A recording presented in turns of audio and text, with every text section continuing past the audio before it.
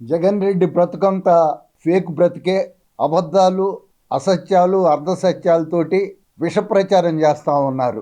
జగన్ రెడ్డి చేస్తున్నటువంటి విష ప్రచారం చూస్తూ ఉంటే గోబెల్స్ మళ్ళా పుట్టాడా అనిపిస్తూ ఉంది. గోబెల్స్కి ప్రతిరూపంగా ఉన్నారు వైసీపీ నాయకులు అందరూ కూడా.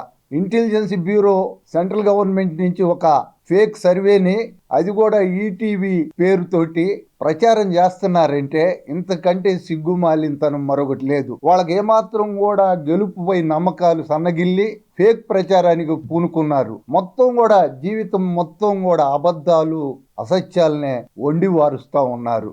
ఆ రోజు ఎన్నికలప్పుడు కూడా వివేకానంద హత్య కేసును కూడా ఏ విధంగా ఫేక్ ప్రచారం చేశారో ఒక్కసారి ఆలోచించండి. ఆ తర్వాత కోడికత్తి డ్రామా. ఈ రోజు సాక్షాత్ తోబుట్టువులే రోడ్డు మీదకి వచ్చి ఎవరు హంతకులు, ఎవరు హత్య చేపించిందని చెబుతా ఉంటే ఇవన్నీ కూడా ఫేక్ బ్రతుకులే అని చెప్పి అర్థమవుతా ఉన్నాయి. అలాగనే కోడికత్తి డ్రామా మీద ఆడినటువంటి నాటకం, ఇవన్నీ కూడా ఎన్నికల సమయంలోనే మాత్రమే తెర మీదకి వస్తూ ఉంటాయి. ఇలాంటి మొత్తం కూడా సర్వేలన్నీ కూడా వాళ్ళు చేపిస్తున్న సర్వేలు, వాళ్ళు చేస్తున్నటువంటి ప్రచారాలు చూస్తూ ఉంటే ప్రజలు సిగ్గుతో తలదించుకుంటా ఉన్నారు. ఎక్కడ కూడా ఎప్పుడు కూడా నీతి నిజాయితీగా కూడా మాటలు కానీ చేష్టలు కానీ ఎక్కడా కూడా కనిపించడం లేదు. ఇప్పుడు ఎన్నికల ప్రచారంలో జగన్మోహన్ రెడ్డి అనేక సభల్లో, సిద్ధం సభల్లో మాట్లాడుతూ ఉన్నప్పుడు కూడా పేదలకు పెత్తందారులకు యుద్ధం అంటా ఉన్నాడు.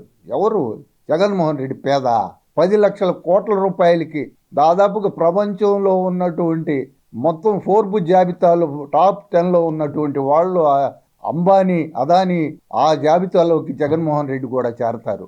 ఇటీవల పార్లమెంటు తెలిపిన వివరాల ప్రకారం చూసినా కానీ భారతదేశంలో అత్యంత సంపన్నమైన ముఖ్యమంత్రి ఎవరంటే జగన్మోహన్ రెడ్డి. ఇంత పెద్ద ఆర్థిక నేరస్తుడు, ఇంత పెద్ద ఆర్థిక ఉగ్రవాది ఈ కోట్లాది రూపాయలు, లక్షల కోట్ల రూపాయలు ప్రజల డబ్బు దోసుకొని మొత్తం కూడా ఫేక్ ప్రచారం మీద దృష్టి పెట్టి ఈ డబ్బంతా కూడా వెదజల్లి మొత్తాన్ని కలుషితం చేస్తూ ఉన్నాడు. అన్ని వ్యవస్థలను కూడా ధ్వంసం చేస్తూ ఉన్నాడు. ఇలాంటి వ్యక్తి పట్ల అప్రమత్తంగా ఉండాలి. ఇలాంటి ఫేక్ ప్రచారాలని తిప్పికొట్టాలి.